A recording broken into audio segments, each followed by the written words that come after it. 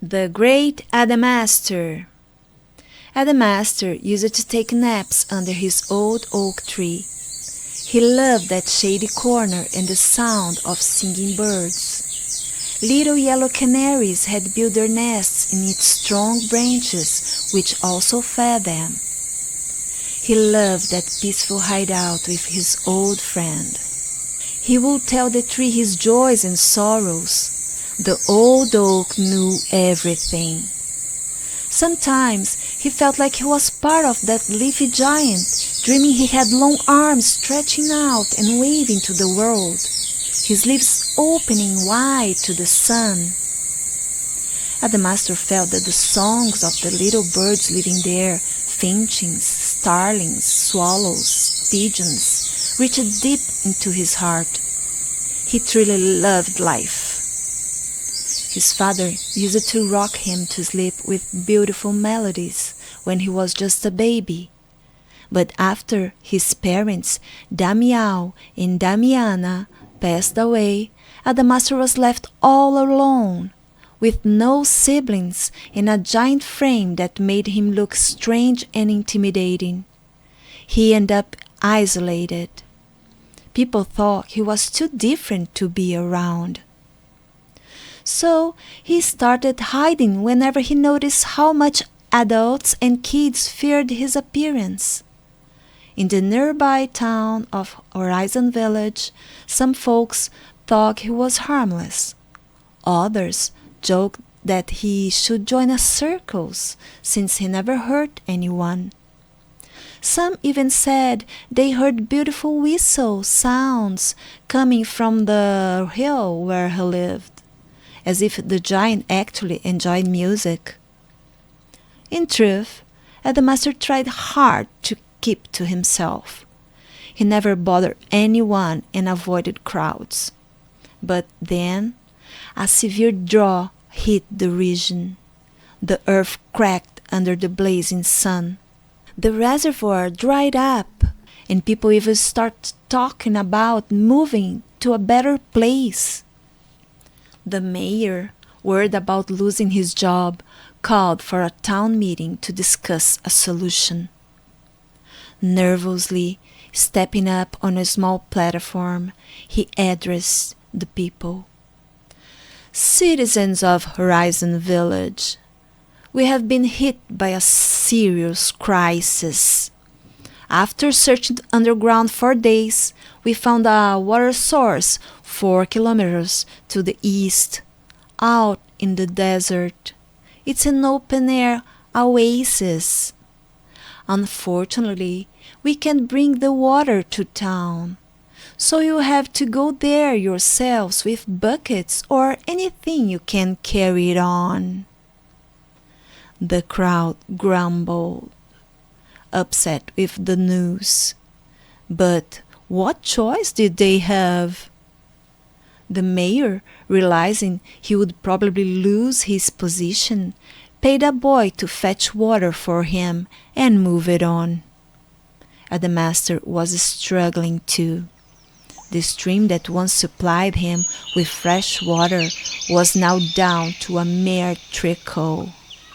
His beloved oak tree was dry and no longer growing acorns. It was heartbreaking. He decided to sit by the road and watch how people were dealing with the situation. As he sat under the shade of a tree, he saw a man approaching with a little donkey. Adamastor stood up and called out, "Sir! Sir!" Startled, the man looked around. When Adamastor stepped out from behind the trees, his massive frame and rugged face scared the man stiff. He froze in fear. Adamastor quickly spoke, desperate not to scare him. "Please don't be afraid. I may be big, but I'm not bad. I mean no harm. I just need some help. Do you know how people are getting water from the village? Please." The old man stood silent, shaking, then finally replied, "They are going to the eastern oasis. It's about 4 kilometers past the village. That's the only place with water. Take something to shield yourself from the sun. It's a long, dry walk with no trees." "Thank you," said Adamastor, deciding he had to go there, even if it meant dealing with the whispers and stares from people in town. As he walked near Horizon Village, he passed 3 women on the road.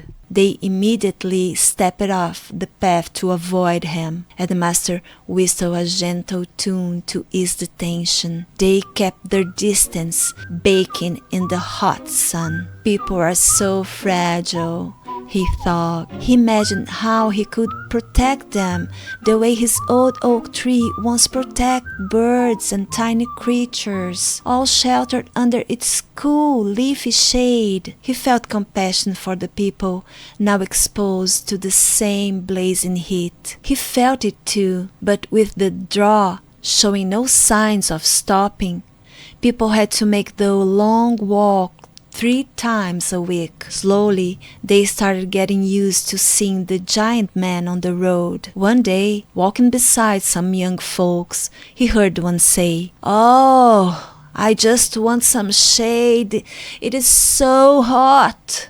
Moved by compassion, Adamastor stepped in front of the sun, casting his huge shadow over them. At first, they were unsure, but then they smiled gratefully. They looked up and said, "Thanks!" That sparkled the beginning of a good conversation. The shyest of the group spoke up. "I'm John. These are my friends, Alana and Paul. And you?" they asked. Adamastor smiled for the first time in a long while. "My name is Adamastor. It's a pleasure to meet you." As they talked, other people passed by carrying heavy water buckets. "I can help with those," Adamastor said. "Really? That would be amazing," the young folks replied. Adamastor stretched out his giant hands and grabbed some buckets. The villagers were amazed. The giant, who once scared them, was now their helper and protector on the hardest path they walked. More and more people started asking him to walk with them. They offered tea and cake in return, and Adamastor enjoyed talking with everyone. Little by little, the fear disappeared. People came to know the real Adamastor, kind, caring, and always ready to help.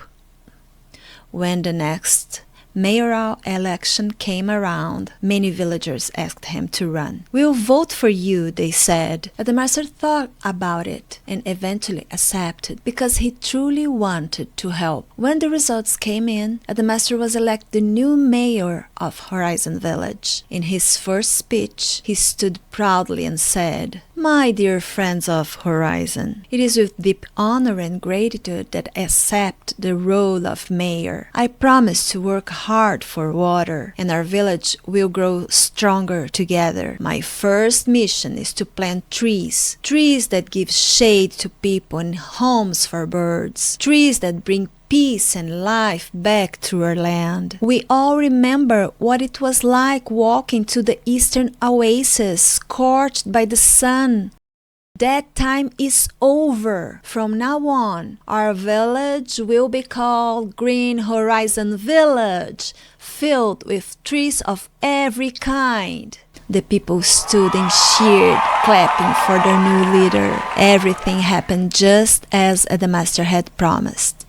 Trees were planted all along the roads and sidewalks. In no time, the town was cooler, greener, and more beautiful.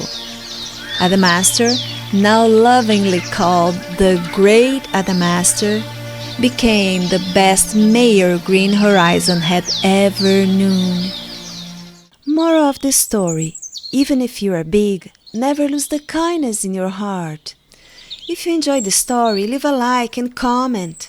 Do you know someone with Adamastor's heart?